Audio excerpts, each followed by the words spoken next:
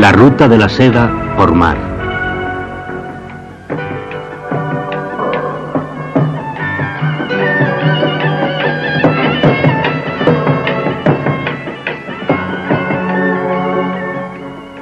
El barco de Sinbad.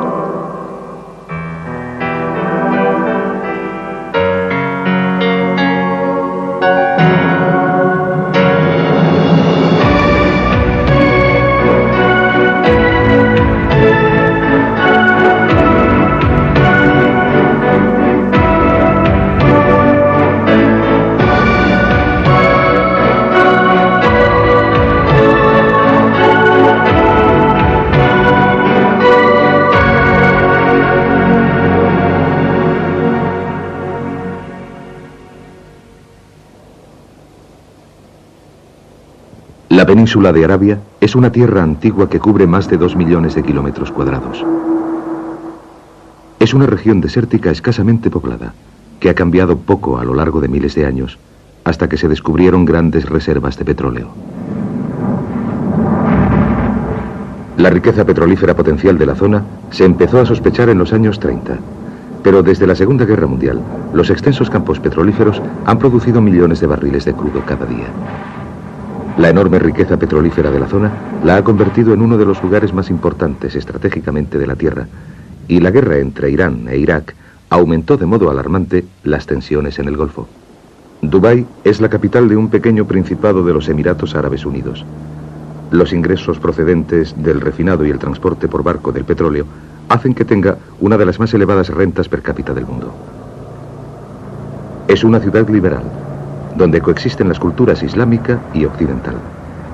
El dhow árabe es una de las visiones más tradicionales del Golfo. Estos barcos de madera, con un único mástil, se han empleado desde hace más de 1000 años como navíos de carga, y su papel en el desarrollo del comercio y de la civilización ha sido enorme. En los tiempos de la antigüedad, los marinos egipcios y fenicios navegaban entre el cercano Oriente y la India para comerciar con oro, incienso y marfil. A su vez fueron seguidos por los griegos y por los romanos, que buscaban riquezas para financiar sus imperios en expansión. En el siglo VI ya se había establecido un enlace comercial por tierra entre China y Roma, al que se conoció como la Ruta de la Seda. Pero el comercio marítimo entre el lejano Oriente y Europa no se desarrolló hasta que la astronomía y las matemáticas árabes hicieron posibles los complejos problemas de navegación derivados de los largos viajes. Avanzaron en la construcción de sus barcos, y este avance dio como resultado el invento del dhow, que fue el primer barco capaz de realizar la travesía entre el Golfo y China. Los dhows todavía se dedican mucho al comercio marítimo, especialmente entre la India y los estados del Golfo. Este barco ha llegado desde la costa oeste de la India vía Pakistán, y su tripulación está descargando un cargamento muy variado procedente de lugares del mundo entero. Realizaron la travesía entre Irán y Dubái en la cima del conflicto del Golfo para transportar cosas tan variadas como carretillas de Pakistán, algodón de la India y material técnico de la China.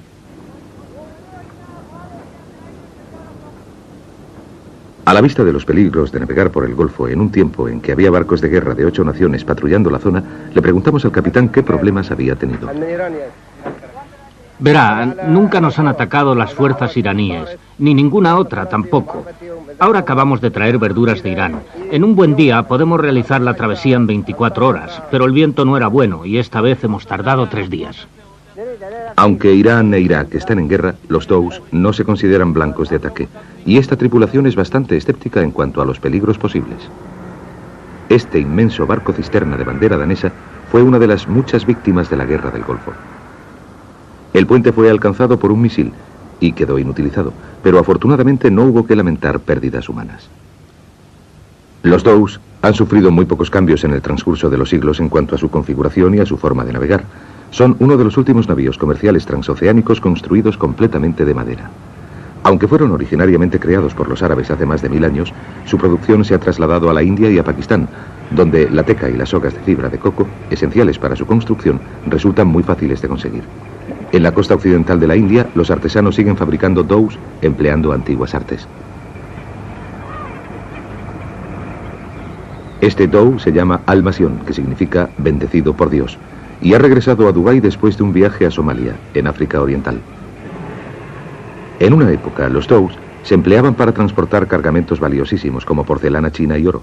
En el siglo XX es más fácil que la bodega lleve vehículos de motor o ganado.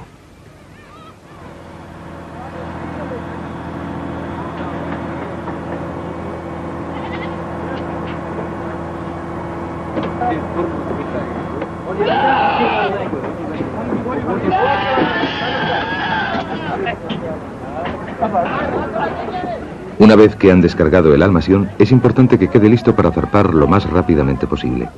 El tiempo perdido en el puerto cuesta caro y es esencial que se haga a la mar deprisa si quiere seguir compitiendo con barcos más modernos. Para ver más a fondo el trabajo de los Dows, nuestro equipo de televisión subió a bordo para entrevistar al propietario y al capitán del barco. El propietario es el señor Ali Mohamed Youssef y, aunque solo tiene 27 años, ha creado ya un considerable imperio comercial que incluye intereses industriales y navieros tanto en el país como en el extranjero.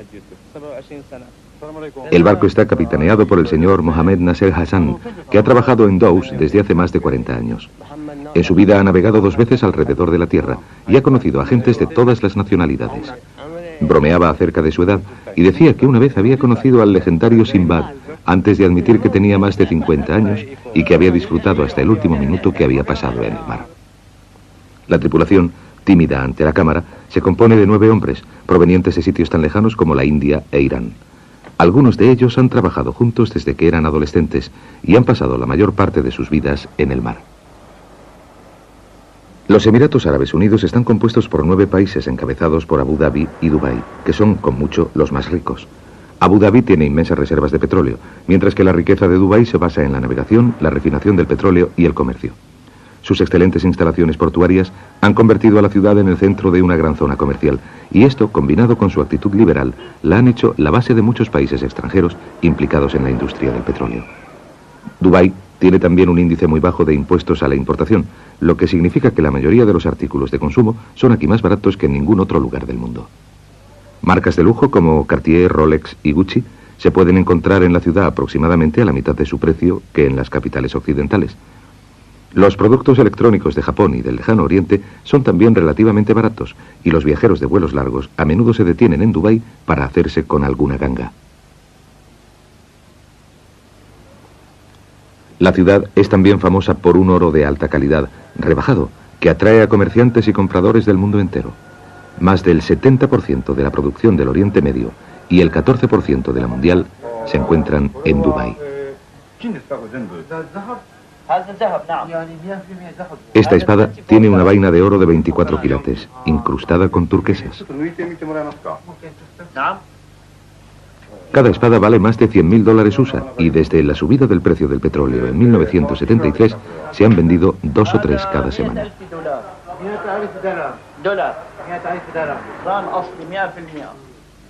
En la industria del petróleo hay empleada una gran población de emigrantes y Dubái tiene que suministrar muchos sabores distintos.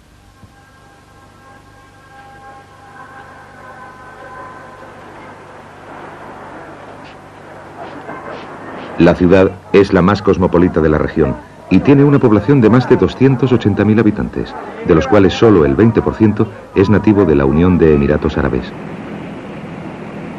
En las horas punta, los canales que atraviesan la ciudad están llenos de gente que va y viene del trabajo a bordo de unos pequeños ferries con motor llamados Abras. Son un medio ideal de transporte en un país en el que la temperatura puede alcanzar más de 40 grados centígrados.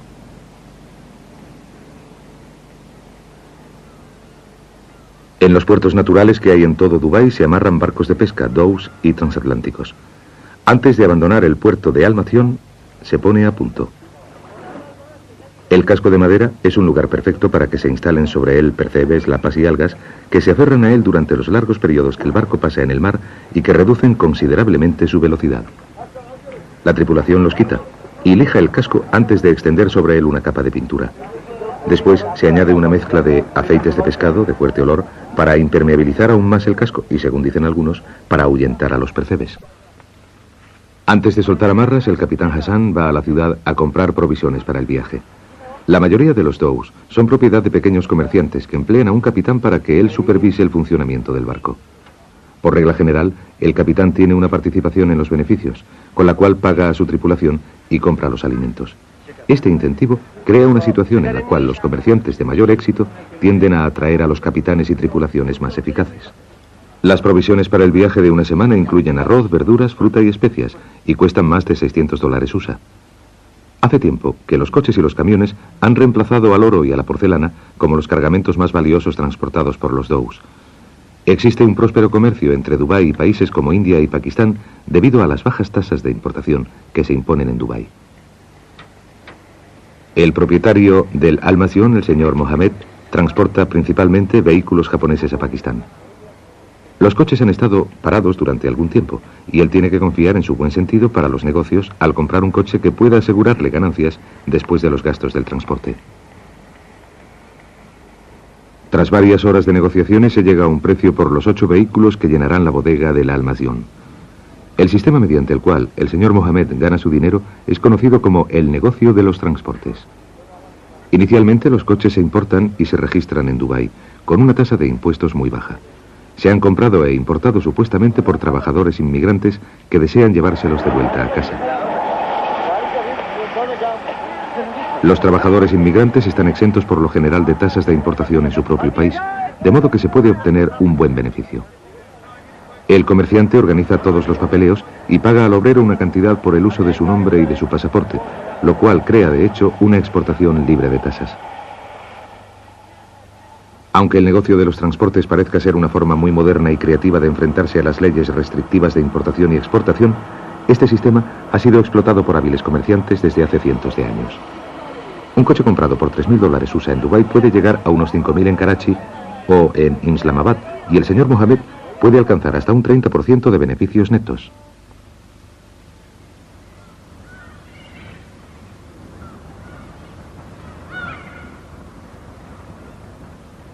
La tripulación trabaja rápido para subir a bordo el cargamento de coches y furgonetas, ya que una vez que se ha cerrado el trato, el barco debe partir hacia Karachi, para que el señor Mohamed pueda reducir sus importantes gastos.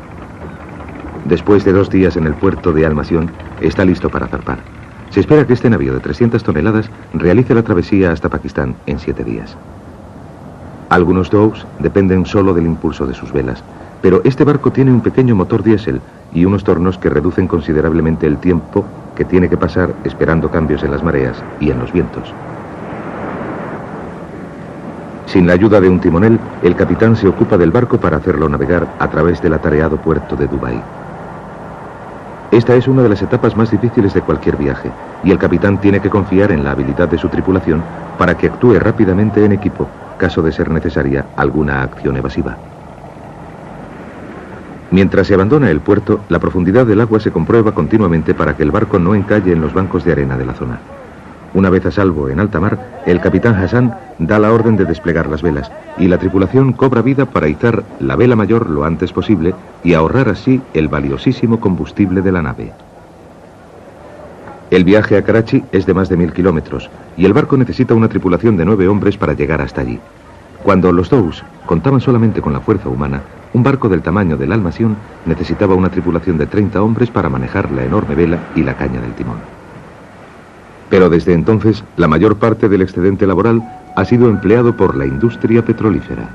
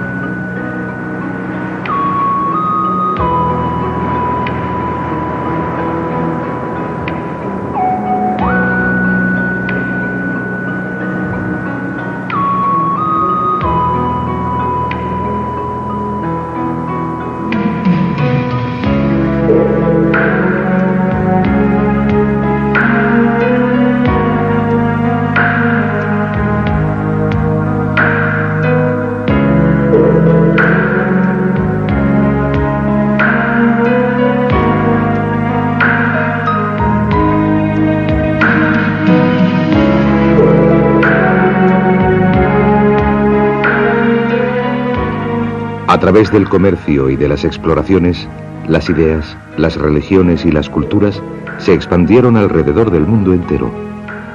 Se sabe que existían enlaces comerciales entre Roma y China mucho antes del nacimiento de Cristo. El camino transasiático conocido como la Ruta de la Seda se desarrolló gracias al comercio terrestre, pero los hallazgos arqueológicos encontrados en todo el mundo muestran que el mar era un vínculo igual de importante. En el siglo VIII, Bagdad era el centro del mundo musulmán, con una población de más de 2 millones de habitantes. El poderío de la ciudad estaba muy unido al comercio, y su acceso al mar la convirtió en el centro de una amplia región comercial que se extendía desde el Golfo Pérsico hasta las costas occidentales de la India. El capitán Hassan y la tripulación del Almasión vuelven a trazar la antigua ruta comercial desde el Golfo vía Dubái y Omán hasta el subcontinente indio y el puerto de Karachi.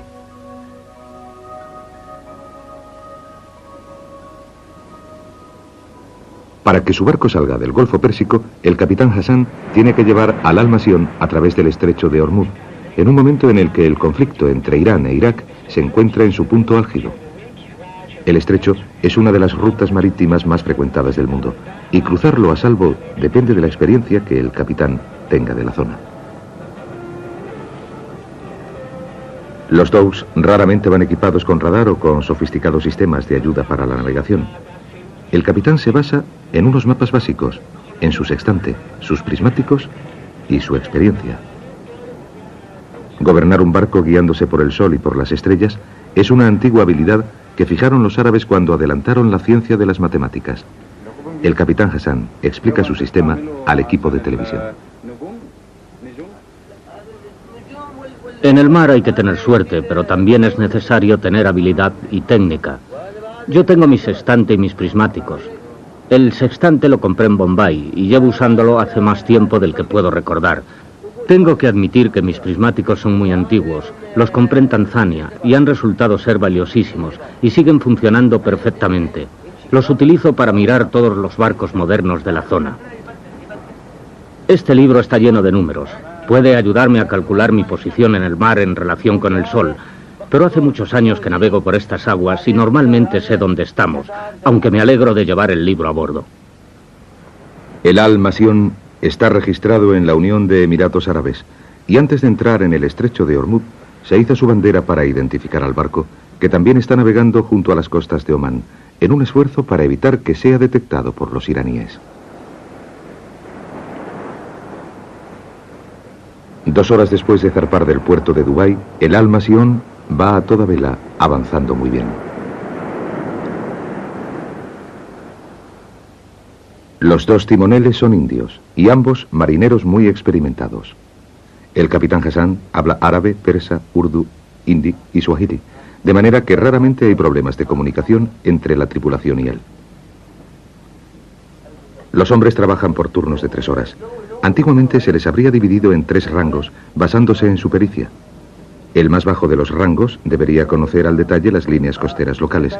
Los del segundo rango debían ser capaces de llevar el barco entre 2 puntos visibles, y los del rango más elevado se suponía que eran navegantes experimentados que podían gobernar el barco en mar abierto en cualquier condición climatológica. Una vez en el mar, el único contacto con tierra es a través de emisoras locales de radio que escuchan las tripulaciones como descanso y también para oír boletines meteorológicos urgentes. El barco carece de cabinas, de manera que el espacio para dormir está muy solicitado. Afortunadamente, el cargamento de minibuses proporciona excelentes lechos improvisados. Antes de irse a descansar durante unas pocas horas, el capitán da instrucciones al timonel y al vigía acerca del rumbo que debe seguir el Almasión.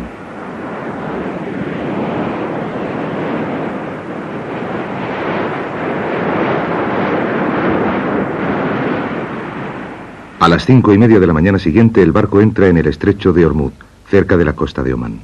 Hace más de 150 años, las aguas estaban bajo el control de los ingleses, que habían ratificado en 1820 el Acta de Acuerdo para la Libertad de los Viajes, que garantizaba el paso seguro de los navíos por la zona.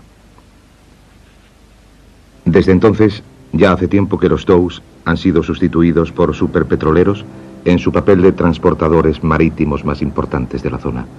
Cada día atraviesan el estrecho 80 de los grandes petroleros, haciendo de esta una importantísima y atareadísima ruta marítima. El estrecho solo tiene 40 kilómetros de anchura y está dividido entre aguas de Omán, de Irán e internacionales. En plena guerra del Golfo, la mayoría de los navíos optaban por la seguridad y se alejaban todo lo posible de la costa iraní. Dadas las circunstancias, el barco de 300 toneladas tenía que ser maniobrable, de modo que el Almasión arrió su vela y cambió al impulso del motor diésel para superar el difícil paso.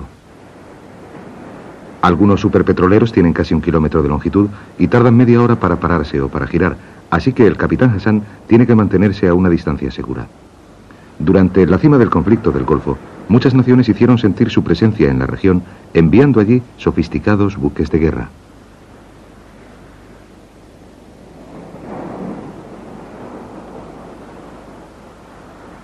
Buques de guerra estadounidenses, soviéticos, italianos, franceses y británicos fueron enviados al Golfo para asegurar el paso de unos suministros petrolíferos vitales para el resto del mundo.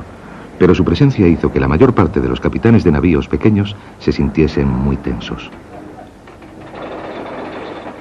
El capitán y la tripulación del Almasión hacen todos los esfuerzos para llamar la atención lo menos posible y para permanecer dentro de las aguas de Omán.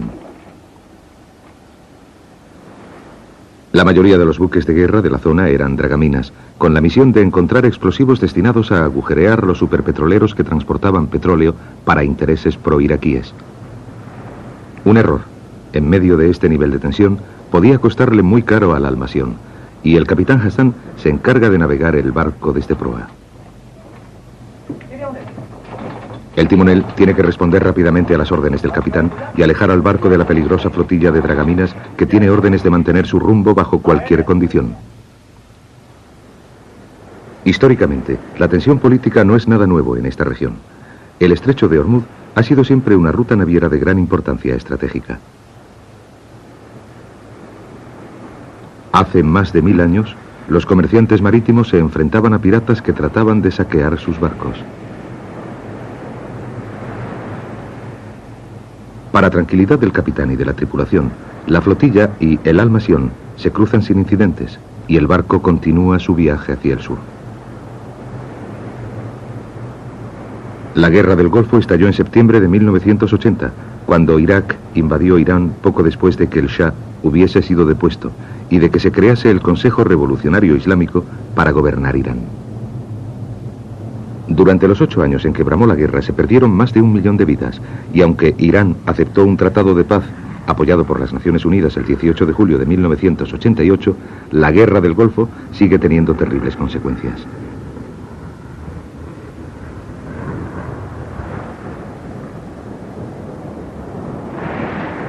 Nuestro equipo de televisión atravesó el estrecho de Ormuz en diciembre de 1987, en la cumbre del conflicto. En esos momentos resultaba difícil decir quién era amigo y quién enemigo. Este cañonero prestó una particular atención al barco y aconsejaron a los del equipo de televisión que nos escondiéramos. Los helicópteros han llegado a jugar un papel fundamental en la guerra moderna y en el Golfo se emplearon ampliamente para detectar minas y dirigir hacia ellas a los dragaminas. Después de 2 tensos días en el mar, el Almasión se aproxima a Mascate, la capital de Omán. Es una capital de una gran riqueza, aproximadamente a mitad de camino entre Bagdad y la India.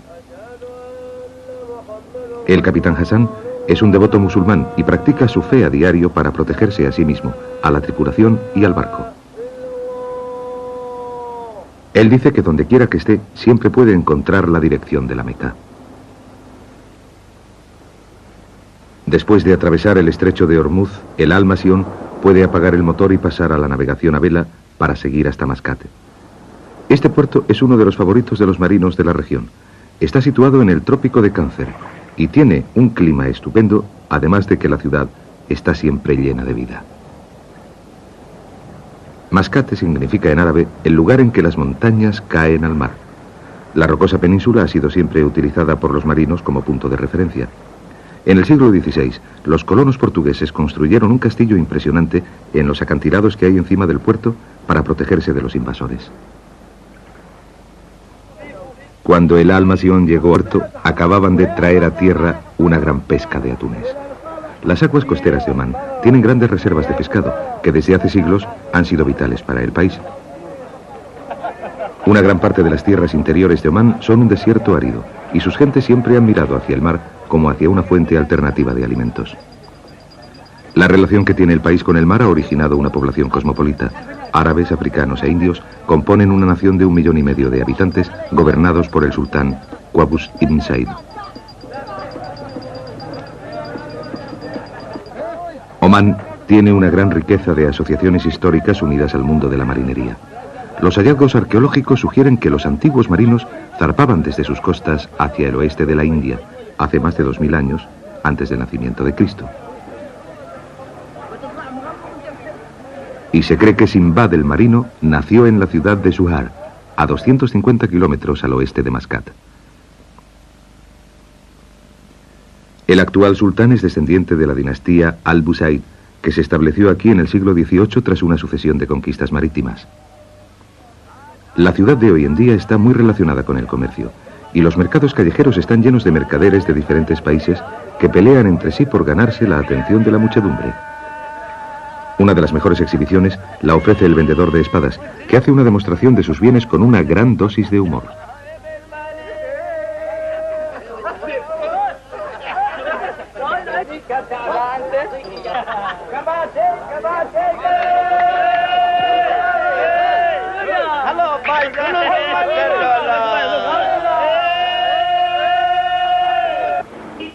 En el siglo XIX, durante el reinado del sultán Said ibn Tamur, los omaníes se convirtieron en una importante potencia marítima, y su territorio se extendía desde la región pakistaní de Balquistán hasta Bahrain, al oeste, y Somalia, Kenia y Tanzania, al sur. Las culturas estaban entremezcladas, puesto que muchas diferentes nacionalidades se instalaron en Omán. Una quinta parte de su población son indios, que siguen practicando su legado cultural en Mascat.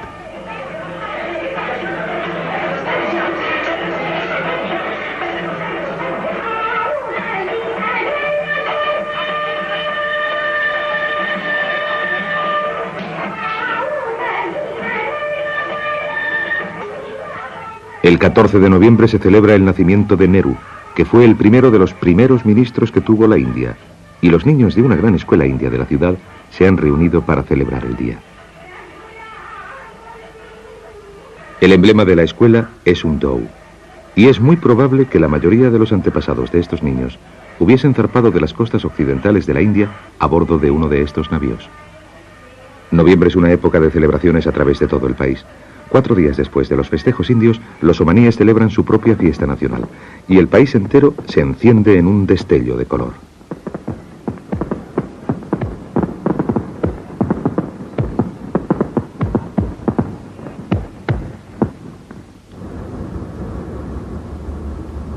La fiesta nacional es un día festivo para la totalidad de la población, y miles de visitantes afluyen a Mascat para disfrutar de las luces y de la excitación que acompañan a esta época.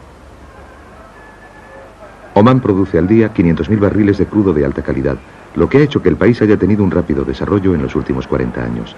Sin embargo, la tradición aún sigue ocupando su puesto, y muchos de los acontecimientos que tienen lugar durante las celebraciones reflejan la larga historia de Omán.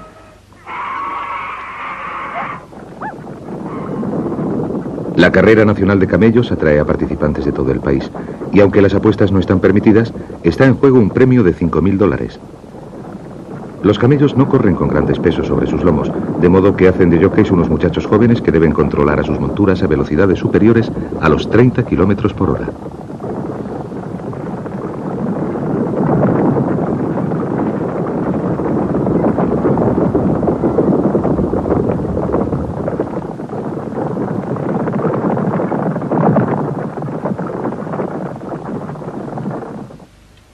El olíbano es una goma resinosa que se extrae del árbol del incienso y que cuando se seca adopta una forma cristalina que se quema como incienso.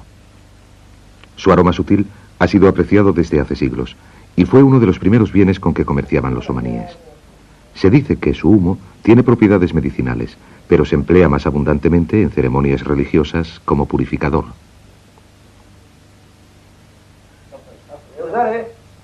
El día de la fiesta nacional la gente se pone sus vestidos más valiosos y se purifica de la cabeza a los pies con olíbano.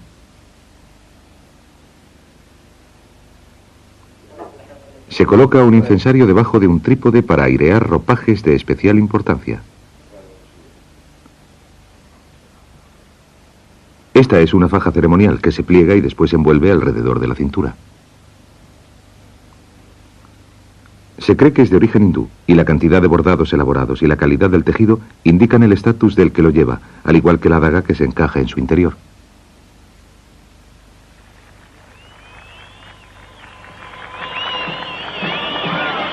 A mediados del siglo XIX, el poder de Omán en esta región, entre África Oriental y la costa occidental de la India, no tenía rival.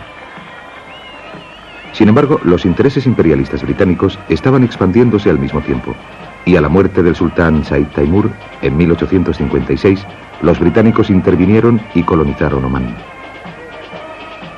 El actual sultán alcanzó el poder en Omán después de un golpe de estado incruento en 1970, el 18 de noviembre, y una vez al año se reúnen representantes de todos los grupos étnicos del país para celebrar la fecha.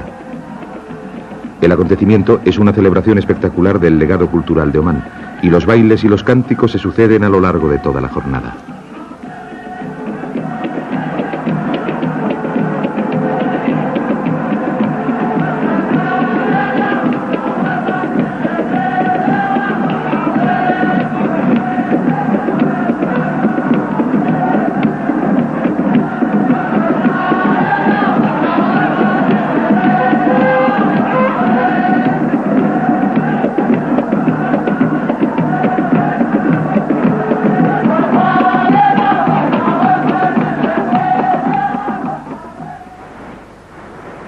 El Al-Masión se hace a la mar hacia Karachi, a través de una de las rutas marítimas más antiguas del mundo. Se sabe que un navegante griego partió desde Mascat hasta las costas de Pakistán en el siglo I a.C. y que después levantó mapas muy amplios de las orillas occidentales de la India. El viento estacional que tuvo que dominar para cruzar el mar de Arabia fue llamado viento de Ípalos en su honor. Hasta el siglo XX el viento era la única fuente de energía disponible para los dhows, y ello afectó consecuentemente a sus pautas de navegación. Desde septiembre hasta marzo, los fuertes vientos del este los empujaban hacia la India, y desde abril hasta agosto, los monzones del sudoeste les empujaban en su camino de vuelta.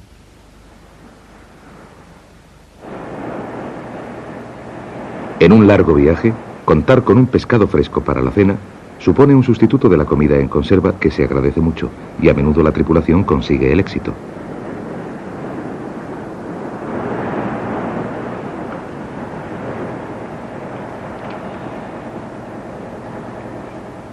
Puede que no parezca muy apetecible, pero se trata de una delicia local, y el tripulante está muy orgulloso de lo que ha pescado, que cocinará y compartirá inmediatamente.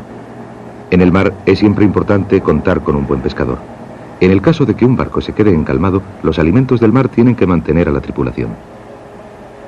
En el Al-Masión la jornada comienza con una sesión de limpieza general en la que todo el mundo participa. El riesgo de infecciones por vivir en un lugar tan pequeño se reduce limpiando las zonas comunes con agua salada. El cepillo de dientes es un invento relativamente moderno, y el capitán prefiere limpiarse los dientes con un tallo de regaliz que él considera más higiénico. El regaliz es un buen tónico general que mantiene sus dientes, su estómago, sus ojos y su mente en buen estado.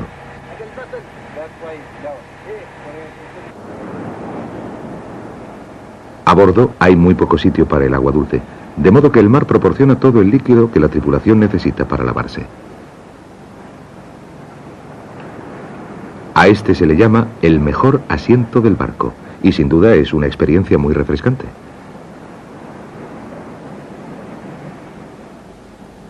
El cocinero es una de las más importantes personas de a bordo, puesto que se espera que mantenga a todos con buena salud. La costa india de Malabar, o costa de las especias, ha dominado a lo largo de los siglos la cocina de la región.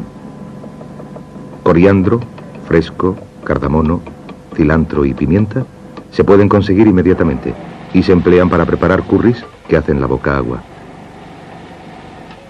Mohamed es un indio que ha trabajado como cocinero en dhows desde hace más de 20 años. El menú de esta noche es cordero al curry, que es de hecho su primer plato habitual, en un repertorio que solo incluye arroz, pan y curry, pero la tripulación no se cansa nunca de la comida y jamás ha habido una queja. La cena se toma en comunidad y se añade limón fresco para darle gusto y para proporcionar vitamina C. La comida basada en el arroz llena el estómago y representa también un momento en el que la tripulación puede reunirse tras un duro día de trabajo.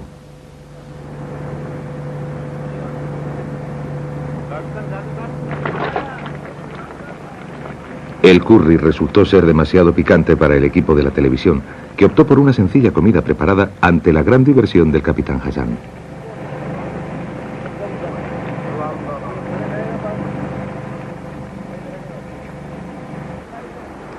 Cuando el tiempo es bueno, la tripulación aprovecha la ocasión para llevar a cabo las reparaciones necesarias y para charlar acerca de sus planes y de los seres queridos que se han quedado en casa.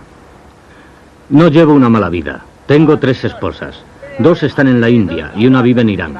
Cuando el mar se pone difícil para navegar en febrero y marzo, paso un mes con cada una de mis esposas indias, y a mi esposa iraní la veo en julio. Les he dado casas y he cuidado de todas ellas, y las amo profundamente, y no tengo ningún tipo de problemas. Según la ley islámica, tenemos derecho a 4 esposas, así que cuando vaya ahora a Kenia, pienso casarme con una chica muy guapa de 20 años. A 3 días de Mascat, el viento deja de soplar y el Al-Masión se ve forzado a utilizar el motor diésel. El capitán Hassan tiene fechas que cumplir en Karachi y está preocupado por esta marcha lenta que gasta sus reservas de diésel. Antes de que se emplease la energía del vapor y del diésel, los mares en calma a menudo daban como resultado catástrofes. Sin viento, los barcos se encontraban a merced de las corrientes y podían verse arrastrados hacia acantilados o quedar flotando a la deriva hasta que se acababan sus suministros de agua potable y la tripulación moría de sed. La mitología griega habla de Alcione, que era hija de Eolo y esposa de Ceyx. En un sueño la avisaron de la muerte de su marido en el mar, y al despertarse vio cómo las olas le traían a la orilla. Al ver esto, se lanzó a las olas y se ahogó. Su desconsolado padre convirtió a la pareja en aves marinas y les otorgó vida eterna. Se cree que prohibió soplar a los vientos alrededor del solsticio de invierno para que pudiesen nacer sus pequeños. Y desde entonces, a los días de calma en alta mar, se les llama los días de Alcione.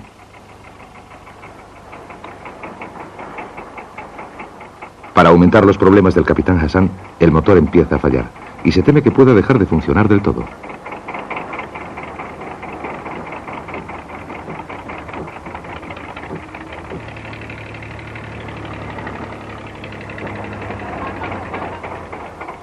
Harun Adams, el principal ingeniero indio, se alistó en el Al-Masión después de servir como aprendiz en la Marina India.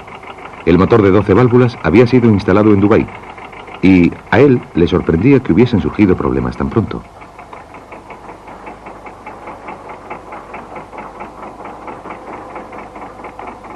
Harun es capaz de desarmar y de volver a montar el motor en alta mar si es necesario, pero parece que el problema es relativamente fácil de reparar. Después de algunas horas de angustia, el capitán está encantado de saber que el problema se ha resuelto y que el motor vuelve a funcionar a pleno rendimiento.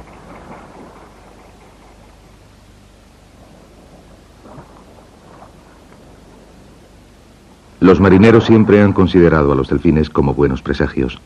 Hay muchas leyendas acerca de ellos y nos cuentan cómo aparecen, de ninguna parte, para alejar a los marinos perdidos de los posibles peligros.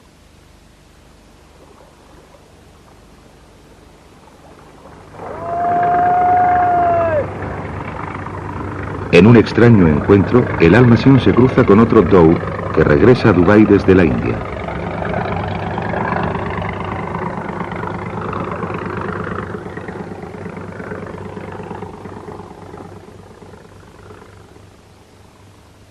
Este es un pasajero que subió a bordo en Omán y que fue registrado como mascota del barco. Cuando el tiempo está en calma, hay muy poco que hacer. Así que uno de los tripulantes prepara una pipa para tratar de sobrellevar la monotonía. En el Medio Oriente, fumar es casi lo mismo que beber en Occidente. Es un acto comunal y un momento en el que la gente se reúne para relajarse y disfrutar. La pipa empleada se llama hookah, que representa un diseño árabe. La base de la pipa se rellena con agua helada, que refresca el humo antes de que sea inhalado a través de un largo tubo.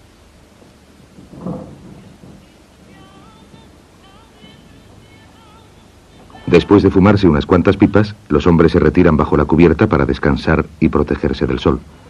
Están deseosos de salir de las aguas en calma y llegar a Karachi, con tiempo suficiente para disfrutar de algún permiso en tierra.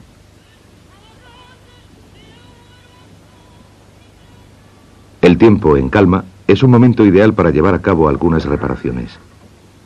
El poco envidiable trabajo de comprobar el mástil se deja a Anwal, el timonel, a quien pedimos que llevase consigo una pequeña cámara.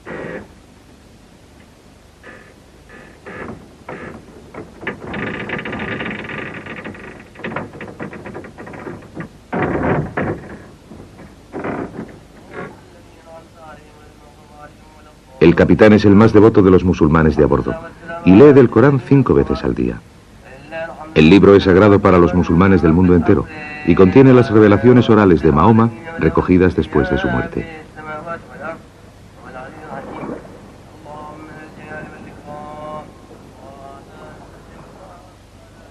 El barco está a 24 horas de Karachi, y aunque la falta de viento está frenando el avance del Al-Masión, el tiempo en calma hace que la tarea de navegar sea bastante sencilla.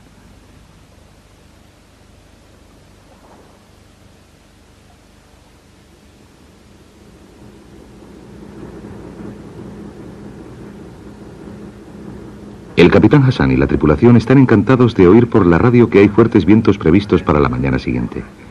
Después de 36 horas de relativa inactividad, toda la gente de a bordo está deseando que se pueda volver a navegar a vela y a un paso más rápido. La tripulación comprueba que el cargamento está seguro y que la vela está lista para entrar en acción al día siguiente.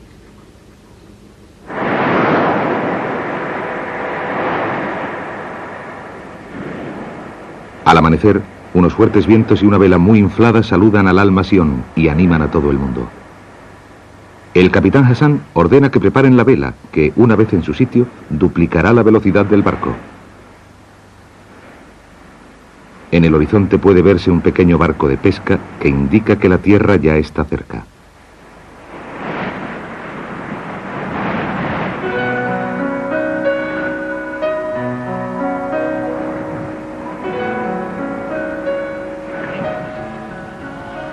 Se redoblan los esfuerzos y la vela es izada para impulsar al barco hacia el puerto de Karachi.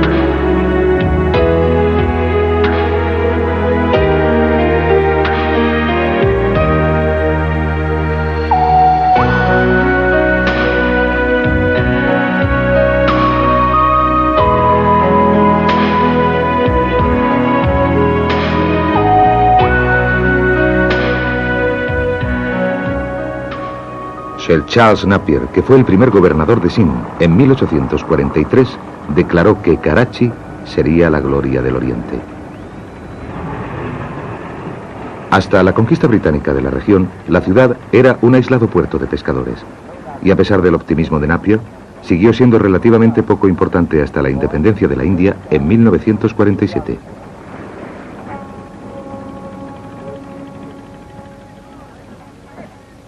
Una de las industrias principales del puerto es la construcción de dhows.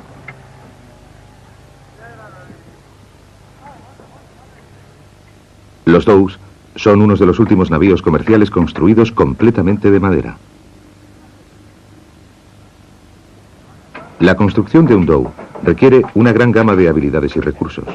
Estos soberbios barcos de un solo mástil se construyen sin emplear planos detallados. En su lugar, unos artesanos muy experimentados se responsabilizan de las diferentes fases de su construcción y confían en la experiencia que les ha sido transmitida con el paso de los siglos. Un dhow completamente acabado cuesta alrededor de $30.000 USA, pero la lista de espera es larga, ya que los astilleros de Karachi tienen una de las mejores reputaciones en cuanto a su calidad. Por cada dhow se necesita un equipo de 15 técnicos, que tardan más de 6 meses en construirlo, pero el producto, una vez acabado, puede durar más de 100 años. Calles repletas, llenas de camiones de brillantes colores y de autobuses, son un sinónimo de Karachi. Después de la separación y del flujo de millares de miles de refugiados musulmanes procedentes de la India, la población creció espectacularmente y se convirtió en la primera capital de Pakistán, hasta que Islamabad la reemplazó en 1963. El puerto natural de Karachi la ha convertido en un lugar comercial de éxito que actúa como punto de intercambio entre la costa occidental de la India y el Oriente Medio. Una gran serie de especias de la costa Malabar de la India, así como frutos secos del Oriente Medio, se embarcan cada día hacia los mercados de Karachi.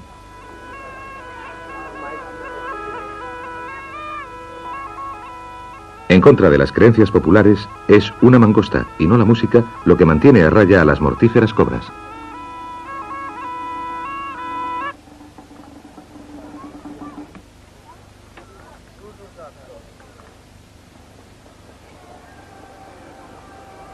La población de Pakistán es de 85 millones de habitantes y al menos el 97% son musulmanes practicantes. Así que, una vez que se encontraron en Karachi, el capitán Hassan y su tripulación no tuvieron ninguna dificultad para encontrar una mezquita desde donde ofrecer sus plegarias. Los musulmanes siguen las enseñanzas del profeta Mahoma, que nació en la Meca, en la península arábiga, el año 570.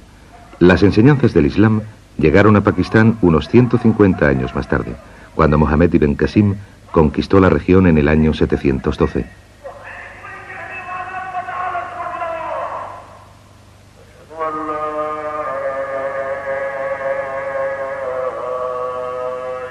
Originariamente, una gran parte de la cultura musulmana se esparció por el mundo gracias a los comerciantes marítimos que abandonaron la península arábiga en sus viajes exploratorios.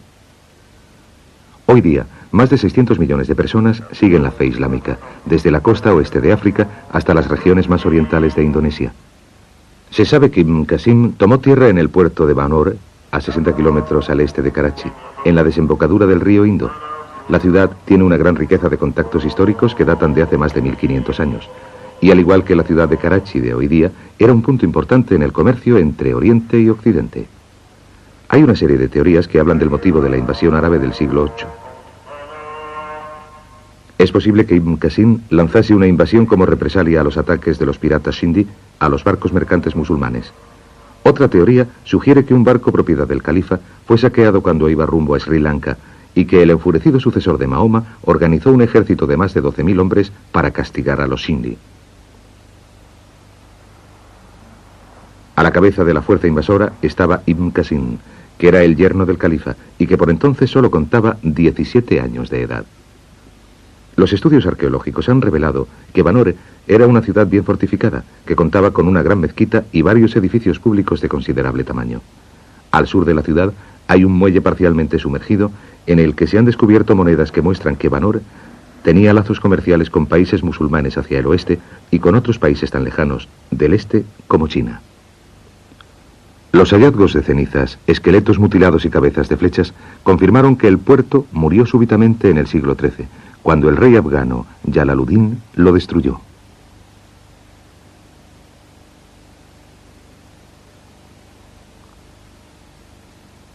El puerto de Karachi se convirtió en el sucesor natural de Banor después de su destrucción. Es un puerto comercial y está dominado por dhows que recorren las más antiguas rutas comerciales del mundo. Tras desembarcar sus vehículos para la industria de los taxis de Karachi, el Al-Masyon es cargado con 10 toneladas de cebollas de cultivo local para su viaje de regreso a Dubái.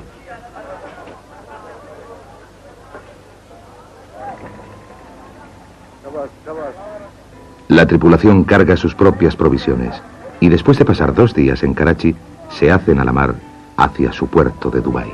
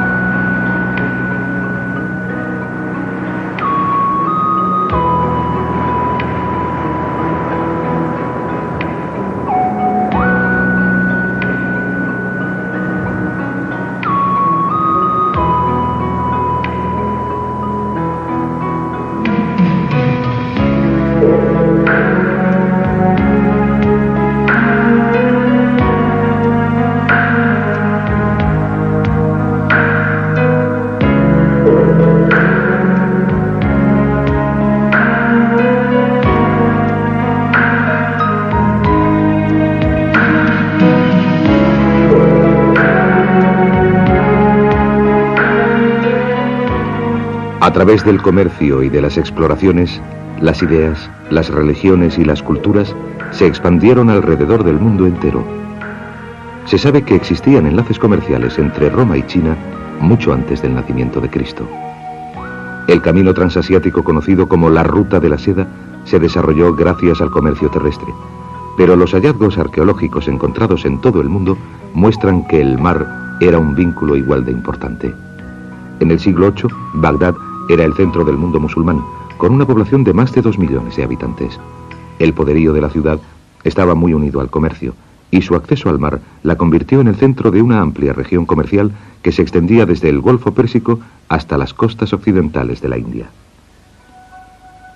El capitán Hassan y la tripulación del Almasión vuelven a trazar la antigua ruta comercial desde el Golfo vía Dubái y Omán hasta el subcontinente indio y el puerto de Karachi.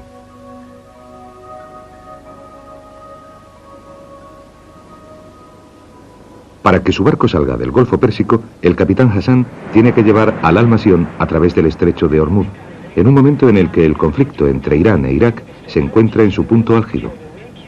El estrecho es una de las rutas marítimas más frecuentadas del mundo, y cruzarlo a salvo depende de la experiencia que el capitán tenga de la zona. Los dhows raramente van equipados con radar o con sofisticados sistemas de ayuda para la navegación. El capitán se basa en unos mapas básicos, en su sextante, sus prismáticos y su experiencia. Gobernar un barco guiándose por el sol y por las estrellas es una antigua habilidad que fijaron los árabes cuando adelantaron la ciencia de las matemáticas. El capitán Hassan explica su sistema al equipo de televisión. En el mar hay que tener suerte, pero también es necesario tener habilidad y técnica. Yo tengo mi sextante y mis prismáticos. El sextante lo compré en Bombay y llevo usándolo hace más tiempo del que puedo recordar. Tengo que admitir que mis prismáticos son muy antiguos. Los compré en Tanzania y han resultado ser valiosísimos y siguen funcionando perfectamente. Los utilizo para mirar todos los barcos modernos de la zona. Este libro está lleno de números. Puede ayudarme a calcular mi posición en el mar en relación con el sol. Pero hace muchos años que navego por estas aguas y normalmente sé dónde estamos, aunque me alegro de llevar el libro a bordo. El Almasión está registrado en la Unión de Emiratos Árabes y antes de entrar en el estrecho de Hormuz se iza su bandera para identificar al barco, que también está navegando junto a las costas de Omán, en un esfuerzo para evitar que sea detectado por los iraníes. 2 horas después de zarpar del puerto de Dubái, el Almasión va a toda vela, avanzando muy bien. Los 2 timoneles son indios, y ambos marineros muy experimentados. El capitán Hassan habla árabe, persa, urdu, hindi y suajili, de manera que raramente hay problemas de comunicación entre la tripulación y él. Los hombres trabajan por turnos de 3 horas.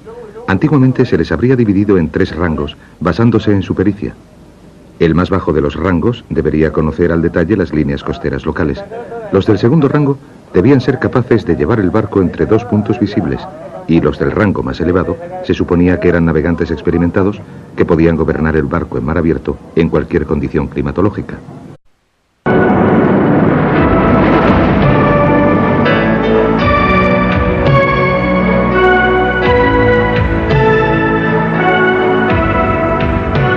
La ruta de la seda por mar.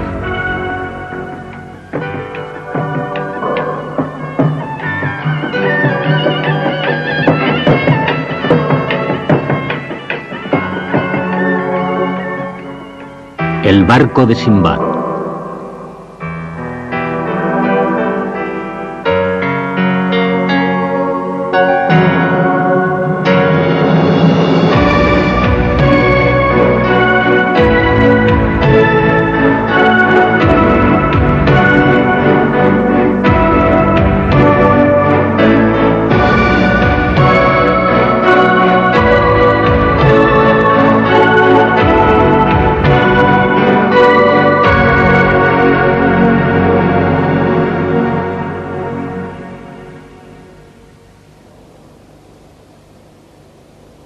La península de Arabia es una tierra antigua que cubre más de 2 millones de kilómetros cuadrados.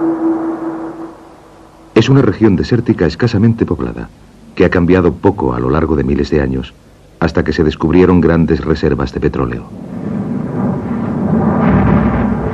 La riqueza petrolífera potencial de la zona se empezó a sospechar en los años 30, pero desde la Segunda Guerra Mundial, los extensos campos petrolíferos han producido millones de barriles de crudo cada día. La enorme riqueza petrolífera de la zona la ha convertido en uno de los lugares más importantes estratégicamente de la Tierra, y la guerra entre Irán e Irak aumentó de modo alarmante las tensiones en el Golfo. Dubái es la capital de un pequeño principado de los Emiratos Árabes Unidos. Los ingresos procedentes del refinado y el transporte por barco del petróleo hacen que tenga una de las más elevadas rentas per cápita del mundo. Es una ciudad liberal, donde coexisten las culturas islámica y occidental. El dhow árabe es una de las visiones más tradicionales del Golfo. Estos barcos de madera, con un único mástil, se han empleado desde hace más de 1000 años como navíos de carga, y su papel en el desarrollo del comercio y de la civilización ha sido enorme. En los tiempos de la antigüedad, los marinos egipcios y fenicios navegaban entre el cercano Oriente y la India para comerciar con oro, incienso y marfil. A su vez fueron seguidos por los griegos y por los romanos, que buscaban riquezas para financiar sus imperios en expansión. En el siglo VI ya se había establecido un enlace comercial por tierra entre China y Roma, al que se conoció como la Ruta de la Seda.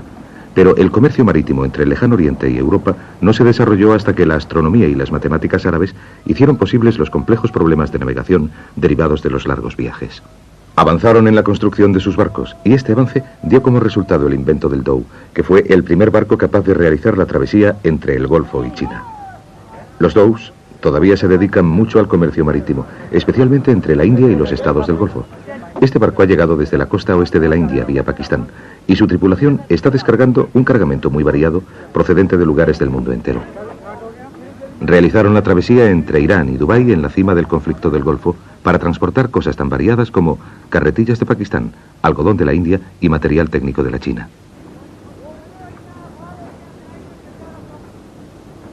A la vista de los peligros de navegar por el Golfo en un tiempo en que había barcos de guerra de 8 naciones patrullando la zona, le preguntamos al capitán qué problemas había tenido.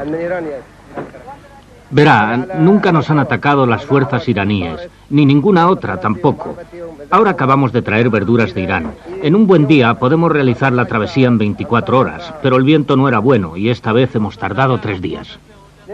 Aunque Irán e Irak están en guerra, los dhows no se consideran blancos de ataque, y esta tripulación es bastante escéptica en cuanto a los peligros posibles. Este inmenso barco cisterna de bandera danesa fue una de las muchas víctimas de la guerra del Golfo.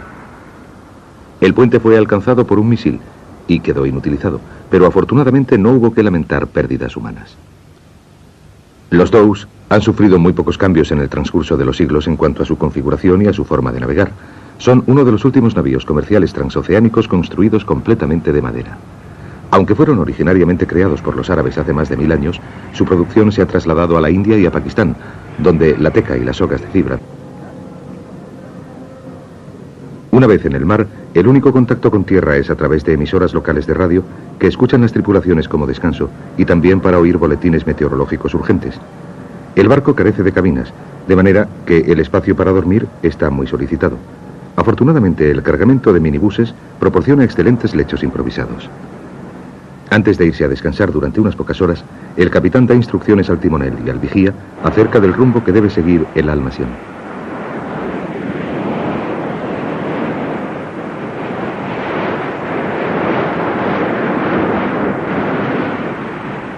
A las 5:30 de la mañana siguiente, el barco entra en el estrecho de Ormuz, cerca de la costa de Omán. Hace más de 150 años, las aguas estaban bajo el control de los ingleses, que habían ratificado en 1820 el Acta de Acuerdo para la Libertad de los Viajes, que garantizaba el paso seguro de los navíos por la zona. Desde entonces, ya hace tiempo que los dhows han sido sustituidos por superpetroleros en su papel de transportadores marítimos más importantes de la zona. Cada día atraviesan el estrecho 80 de los grandes petroleros, haciendo de esta una importantísima y atareadísima ruta marítima. El estrecho solo tiene 40 kilómetros de anchura y está dividido entre aguas de Omán, de Irán e internacionales. En plena guerra del Golfo, la mayoría de los navíos optaban por la seguridad y se alejaban todo lo posible de la costa iraní. Dadas las circunstancias, el barco de 300 toneladas tenía que ser maniobrable, de modo que el Almasion arrió su vela y cambió al impulso del motor diésel para superar el difícil paso. Algunos superpetroleros tienen casi 1 kilómetro de longitud y tardan media hora para pararse o para girar, así que el capitán Hassan tiene que mantenerse a una distancia segura. Durante la cima del conflicto del Golfo, muchas naciones hicieron sentir su presencia en la región, enviando allí sofisticados buques de guerra.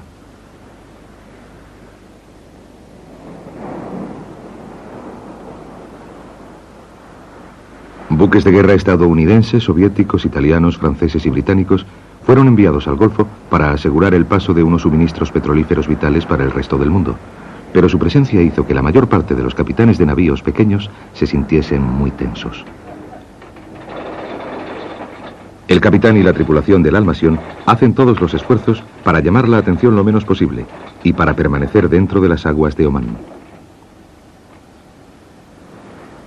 La mayoría de los buques de guerra de la zona eran dragaminas, con la misión de encontrar explosivos destinados a agujerear los superpetroleros que transportaban petróleo para intereses pro-iraquíes. Un error, en medio de este nivel de tensión, podía costarle muy caro al Almasion, y el capitán Hassan se encarga de navegar el barco desde proa. El timonel tiene que responder rápidamente a las órdenes del capitán y alejar al barco de la peligrosa flotilla de dragaminas que tiene órdenes de mantener su rumbo bajo cualquier condición. Históricamente, la tensión política no es nada nuevo en esta región. El estrecho de Ormuz ha sido siempre una ruta naviera de gran importancia estratégica. Hace más de 1000 años, los comerciantes marítimos se enfrentaban a piratas que trataban de saquear sus barcos. Para tranquilidad del capitán y de la tripulación, la flotilla y el Almasion se cruzan sin incidentes y el barco continúa su viaje hacia el sur. La guerra del Golfo estalló en septiembre de 1980, cuando Irak invadió Irán poco después de que el Shah hubiese sido depuesto y de que se crease el Consejo Revolucionario Islámico para gobernar Irán. Durante los 8 años en que bramó la guerra se perdieron más de 1 millón de vidas, y aunque Irán aceptó un tratado de paz apoyado por las Naciones Unidas el 18 de julio de 1988, la guerra del Golfo sigue teniendo terribles consecuencias.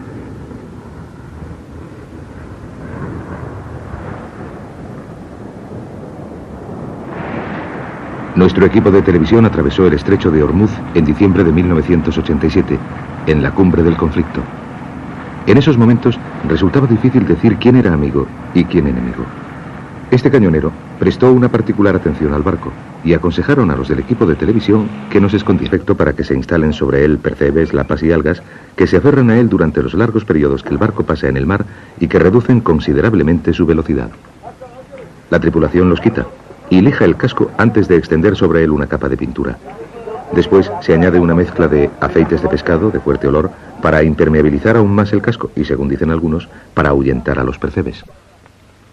Antes de soltar amarras, el capitán Hassan va a la ciudad a comprar provisiones para el viaje. La mayoría de los dows son propiedad de pequeños comerciantes que emplean a un capitán para que él supervise el funcionamiento del barco. Por regla general, el capitán tiene una participación en los beneficios, con la cual paga a su tripulación y compra los alimentos. Este incentivo crea una situación en la cual los comerciantes de mayor éxito tienden a atraer a los capitanes y tripulaciones más eficaces. Las provisiones para el viaje de una semana incluyen arroz, verduras, fruta y especias y cuestan más de $600 USA. Hace tiempo que los coches y los camiones han reemplazado al oro y a la porcelana como los cargamentos más valiosos transportados por los dows. Existe un próspero comercio entre Dubái y países como India y Pakistán debido a las bajas tasas de importación que se imponen en Dubái. El propietario del Almasion, el señor Mohammed, transporta principalmente vehículos japoneses a Pakistán. Los coches han estado parados durante algún tiempo y él tiene que confiar en su buen sentido para los negocios al comprar un coche que pueda asegurarle ganancias después de los gastos del transporte. Tras varias horas de negociaciones se llega a un precio por los 8 vehículos que llenarán la bodega del Almasion. El sistema mediante el cual el señor Mohammed gana su dinero es conocido como el negocio de los transportes. Inicialmente los coches se importan y se registran en Dubái, con una tasa de impuestos muy baja. Se han comprado e importado supuestamente por trabajadores inmigrantes que desean llevárselos de vuelta a casa. Los trabajadores inmigrantes están exentos por lo general de tasas de importación en su propio país, de modo que se puede obtener un buen beneficio. El comerciante organiza todos los papeleos y paga al obrero una cantidad por el uso de su nombre y de su pasaporte, lo cual crea de hecho una exportación libre de tasas. Aunque el negocio de los transportes parezca ser una forma muy moderna y creativa de enfrentarse a las leyes restrictivas de importación y exportación, este sistema ha sido explotado por hábiles comerciantes desde hace cientos de años. Un coche comprado por $3.000 USA en Dubái puede llegar a unos 5.000 en Karachi o en Islamabad, y el señor Mohammed puede alcanzar hasta un 30% de beneficios netos.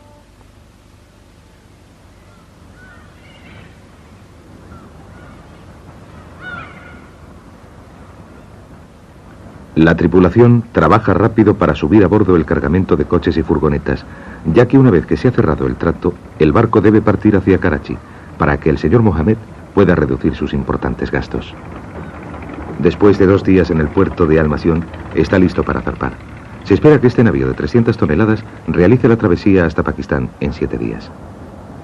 Algunos dows dependen solo del impulso de sus velas, pero este barco tiene un pequeño motor diésel y unos tornos que reducen considerablemente el tiempo que tiene que pasar esperando cambios en las mareas y en los vientos. Sin la ayuda de un timonel, el capitán se ocupa del barco para hacerlo navegar a través del atareado puerto de Dubái. Esta es una de las etapas más difíciles de cualquier viaje, y el capitán tiene que confiar en la habilidad de su tripulación para que actúe rápidamente en equipo, caso de ser necesaria alguna acción evasiva. Mientras se abandona el puerto, la profundidad del agua se comprueba continuamente para que el barco no encalle en los bancos de arena de la zona. Una vez a salvo en alta mar, el capitán Hassan da la orden de desplegar las velas, y la tripulación cobra vida para izar la vela mayor lo antes posible y ahorrar así el valiosísimo combustible de la nave. El viaje a Karachi es de más de 1000 kilómetros, y el barco necesita una tripulación de 9 hombres para llegar hasta allí. Cuando los dows contaban solamente con la fuerza humana, un barco del tamaño del Al-Masión necesitaba una tripulación de 30 hombres para manejar la enorme vela y la caña del timón. Pero desde entonces, la mayor parte del excedente laboral ha sido empleado por la industria petrolífera.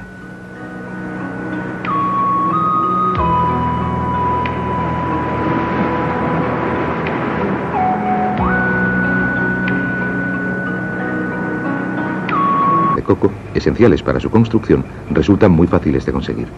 En la costa occidental de la India, los artesanos siguen fabricando dows empleando antiguas artes. Este dow se llama Al-Masión, que significa bendecido por Dios, y ha regresado a Dubái después de un viaje a Somalia, en África Oriental.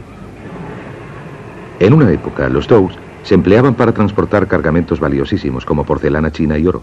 En el siglo XX es más fácil que la bodega lleve vehículos de motor o ganado.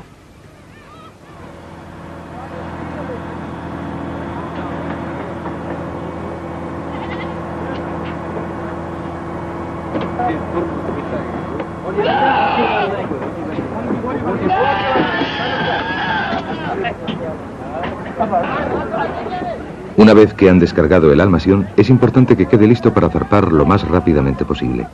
El tiempo perdido en el puerto cuesta caro, y es esencial que se haga a la mar deprisa si quiere seguir compitiendo con barcos más modernos. Para ver más a fondo el trabajo de los dows, nuestro equipo de televisión subió a bordo para entrevistar al propietario y al capitán del barco. El propietario es el señor Ali Mohammed Youssef, y aunque solo tiene 27 años, ha creado ya un considerable imperio comercial que incluye intereses industriales y navieros tanto en el país como en el extranjero. El barco está capitaneado por el señor Mohammed Nasser Hassan, que ha trabajado en dows desde hace más de 40 años. En su vida ha navegado 2 veces alrededor de la tierra y ha conocido a gentes de todas las nacionalidades. Bromeaba acerca de su edad y decía que una vez había conocido al legendario Sinbad antes de admitir que tenía más de 50 años y que había disfrutado hasta el último minuto que había pasado en el mar. La tripulación, tímida ante la cámara, se compone de 9 hombres, provenientes de sitios tan lejanos como la India e Irán. Algunos de ellos han trabajado juntos desde que eran adolescentes y han pasado la mayor parte de sus vidas en el mar. Los Emiratos Árabes Unidos están compuestos por 9 países encabezados por Abu Dhabi y Dubái, que son, con mucho, los más ricos. Abu Dhabi tiene inmensas reservas de petróleo, mientras que la riqueza de Dubái se basa en la navegación, la refinación del petróleo y el comercio. sus excelentes instalaciones portuarias han convertido a la ciudad en el centro de una gran zona comercial, y esto, combinado con su actitud liberal, la han hecho la base de muchos países extranjeros implicados en la industria del petróleo. Dubái tiene también un índice muy bajo de impuestos a la importación, lo que significa que la mayoría de los artículos de consumo son aquí más baratos que en ningún otro lugar del mundo. Marcas de lujo como Cartier, Rolex y Gucci se pueden encontrar en la ciudad aproximadamente a la mitad de su precio que en las capitales occidentales. Los productos electrónicos de Japón y del Lejano Oriente son también relativamente baratos, y los viajeros de vuelos largos a menudo se detienen en Dubái para hacerse con alguna ganga. La ciudad es también famosa por un oro de alta calidad, rebajado, que atrae a comerciantes y compradores del mundo entero. Más del 70% de la producción del Oriente Medio y el 14% de la mundial se encuentran en Dubái. Esta espada tiene una vaina de oro de 24 quilates, incrustada con turquesas. Cada espada vale más de $100.000 USA, y desde la subida del precio del petróleo en 1973 se han vendido 2 o 3 cada semana.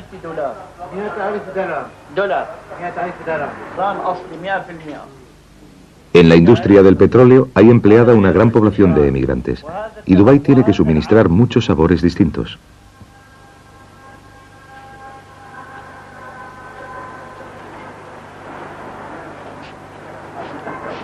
La ciudad es la más cosmopolita de la región y tiene una población de más de 280.000 habitantes, de los cuales solo el 20% es nativo de la Unión de Emiratos Árabes. En las horas punta, los canales que atraviesan la ciudad están llenos de gente que va y viene del trabajo a bordo de unos pequeños ferries con motor llamados abras. Son un medio ideal de transporte en un país en el que la temperatura puede alcanzar más de 40 grados centígrados.